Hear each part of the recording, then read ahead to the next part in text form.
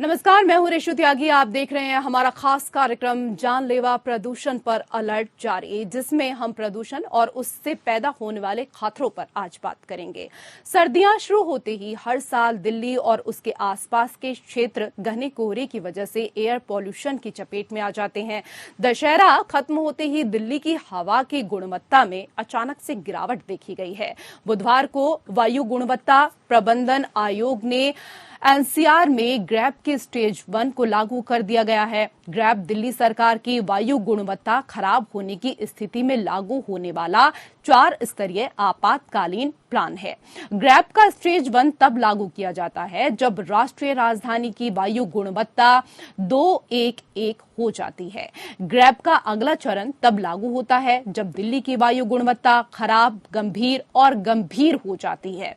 इसके अंतर्गत राष्ट्रीय राजधानी क्षेत्र में भवन निर्माण और ट्रकों का प्रवेश प्रतिबंधित करना जरूरी हो जाता है। सरकार ने ग्रैप में कोई संशोधन यहां पर अभी तक जो किया है उसमें फिलहाल यहां पर यह है कि ट्रक जो है वो प्रतिबंधित इस दौरान हो जाते हैं, जिसके अंतर्गत ग्रैप के तीसरे चरण यानी वायु गुणवत्ता गंभीर होने की स्थिति में BS3 के पेट्रोल और BS4 के डीजल 4 पहिया वाहन पर प्रतिबंध लगाया जा सकता है। वहीं वायु गुणवत्ता गंभीर होने की परिस्थिति में जब ग्रैप का चौथा चरण शुरू होता है, ऐसे में सरकार दिल्ली एनसीआर में BS5 आपातकालीन सेवा की गाड़ियां और जरूरी सामान ढोने वाली गाड़ियों को छोड़कर सभी 4 पहिया वाहन पर प्रतिबंध लगा सकती है। वहीं डीजल के हल्के और मध्यम माल ढोने वाली गाड़ियों पर भी प्रतिबंध लगाया जाएगा। प्रदूषण पर लगाम लगाने के लिए सरकार कई दूसरे कदमों पर भी विचार कर रही है, जिसके तहत दिल्ली में जिन वाहन मालिकों के पास प्रदूषण सर्टिफिकेट नहीं है, उन पर अब कार्रवाई करने के लिए कमर कसी जा रही है।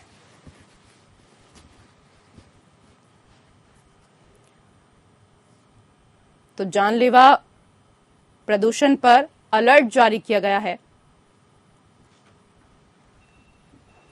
जिन वाहन मालिकों के पास वाहनों के लिए वैध प्रदूषण नियंत्रण प्रमाण पत्र यानी PUC नहीं है, उन्हें रजिस्ट्रेशन सर्टिफिकेट के निलंबन का सामना करना पड़ सकता है। इसके लिए दिल्ली परिवहन विभाग उन मालिकों को नोटिस जारी कर रहा है जिनके पास वाहनों के वैध PUC नहीं है। परिवहन विभाग ने ऐसे लोगों को 1 सप्ताह के अंदर सर्टिफिकेट बनवाने और ऐसा नहीं करने पर रजिस्ट्रेशन सर्टिफिकेट सस्पेंड करने की चेतावनी दी है। परिवहन विभाग का अनुमान है कि दिल्ली की सड़कों पर 19 लाख वाहन ऐसे हैं जिनके पास वैध PUC नहीं है। प्रदूषण नियंत्रण प्रमाण पत्र पर सख्ती दिखाते हुए दिल्ली सरकार ने एक आदेश जारी किया है, जिसके तहत 25 अक्टूबर से प्रदूषण नियंत्रण प्रमाण पत्र दिखाए बिना पेट्रोल पंप पर अब पेट्रोल नहीं मिलेगा।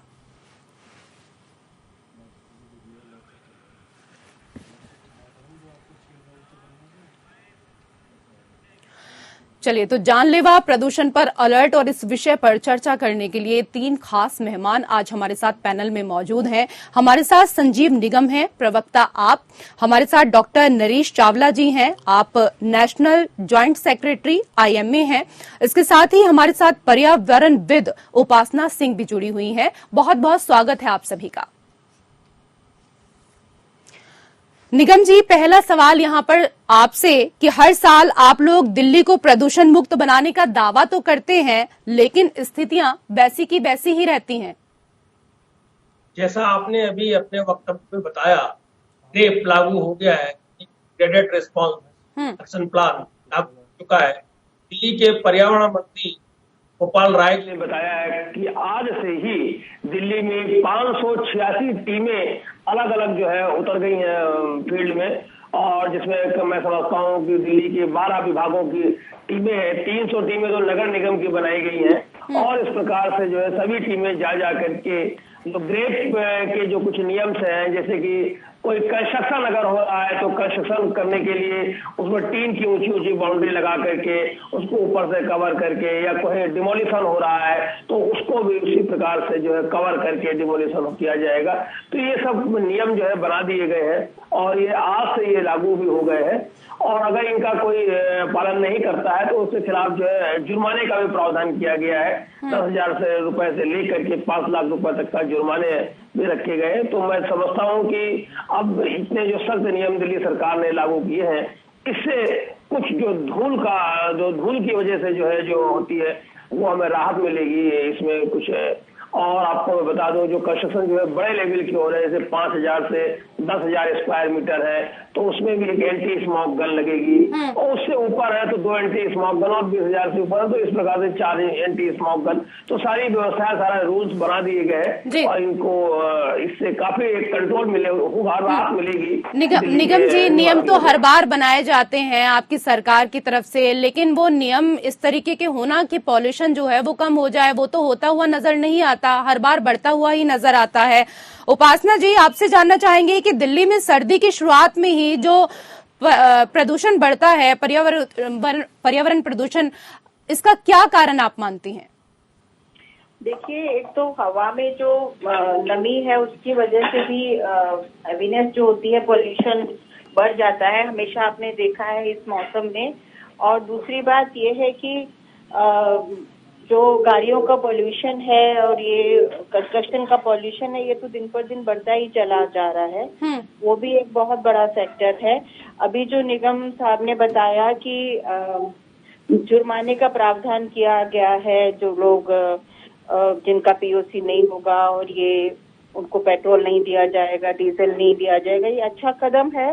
लेकिन इसमें देखना ये है कि इसमें गरीब जनता पे कोई और ज्यादा करप्शन का भार ना हो जाए। क्योंकि जो लोग ऑटो चलाते हैं या जो लोग टैक्सी चलाते हैं, उबर, ये सब गाड़ियां चलाते हैं, उनके ऊपर और ज्यादा ऐसा ना हो कि किसी और ही तरीके से भार उसमें पड़ जाए। बिल्कुल सही आपने कहा। है उसका जो पालन है वो सही ढंग से किया जाए, वो जरूरी है। क्योंकि इस तरीके के जुर्माने से जो मिडिल क्लास लोग होते हैं और निम्न मध्यम वर्गीय लोग होते हैं, उनसे एक अलग तरीके की उघाई शुरू हो जाती है, ये आप भी जानती हैं। तो मेरा सबसे ज्यादा कंसर्न यही है कि इस तरीके के नियम से ऐसा ना हो कि वो जनता जो वैसे ही महंगाई के से बहुत ज्यादा क्रश हो रही है और ज्यादा ना कुचल जाए।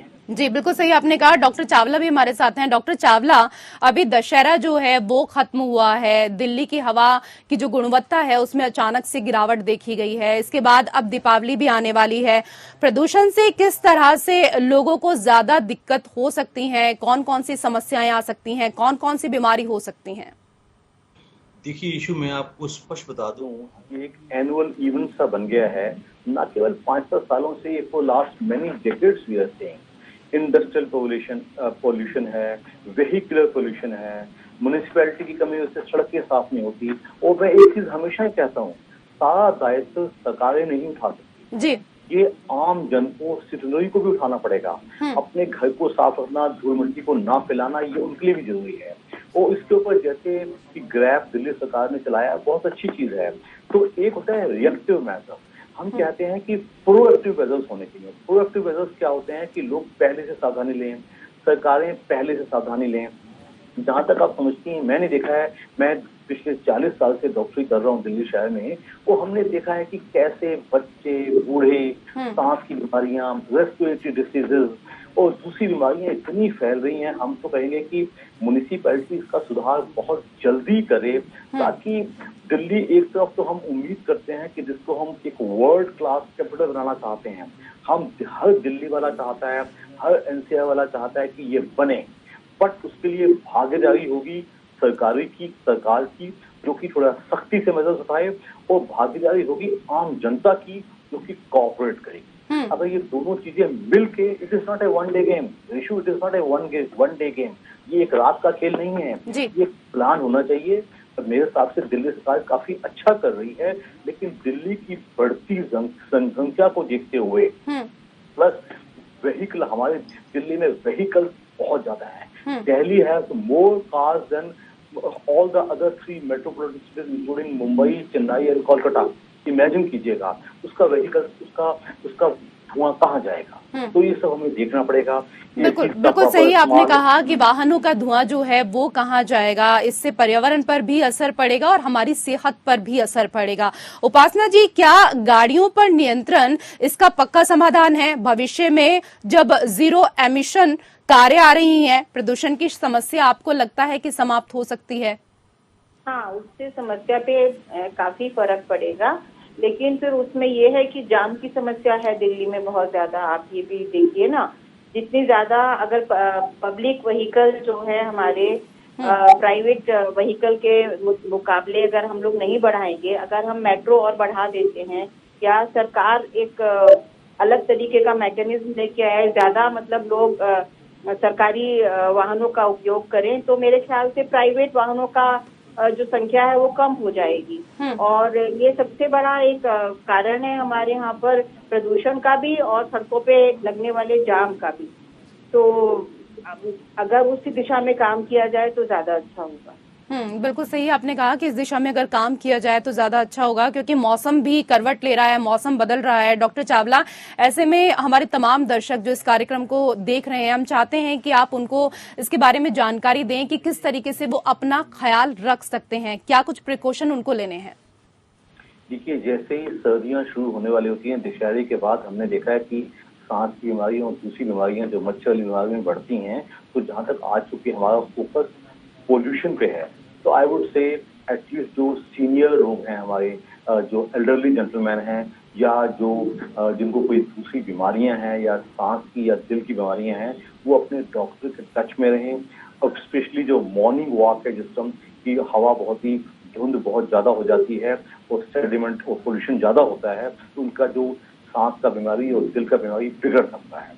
तो अपने डॉक्टर के टच में रहें, अपनी दवाओं को समय से लें। और जहां तक छोटे बच्चों की बात है, अंडर 5 जो चिल्ड्रन है, उनका स्पेशल प्रिकॉशंस बहुत जरूरी है, क्योंकि उनको भी हमने देखा है निमोनिया और ब्रोंकाइटिस और सांस की बीमारियां ज्यादा होती हैं। तो उनको देखा जाए कि इस पोल्यूशन से उनको बचाया जाए। और मुझे अच्छी तरह याद है कि आज से चंद साल पहले दिल्ली में ऑड इवन स्कीम चलाई गई थी, जिससे कि पोल्यूशन काफी कम पाया गया था। तो ऐसे सिमिलर मेजर्स हमें और करने पड़ेंगे, जिससे आई थिंक वो करने पड़ेंगे, जिससे कि मैं समझता हूँ कि दिल्ली की जनता जो कि त्राही कर रही है, जो सुधार कई किए गए हैं, कई मेजर्स दिए गए हैं, लेकिन अब बात सिर्फ एक ही है कि अगले साल हमें क्या हासिल करना है। तो हमें अपने कुछ शॉर्ट टर्म मेजर्स अपनाने चाहिए, कुछ लॉन्ग टर्म मेजर्स अपनाने चाहिए। बिल्कुल सही आपने कहा, और जानकारी जो है वो ही बचाव है। बहुत बहुत शुक्रिया आप तीनों का हमारे साथ जुड़ने के लिए। इसी के साथ इस बुलेटिन में फिलहाल इतना ही। नमस्कार।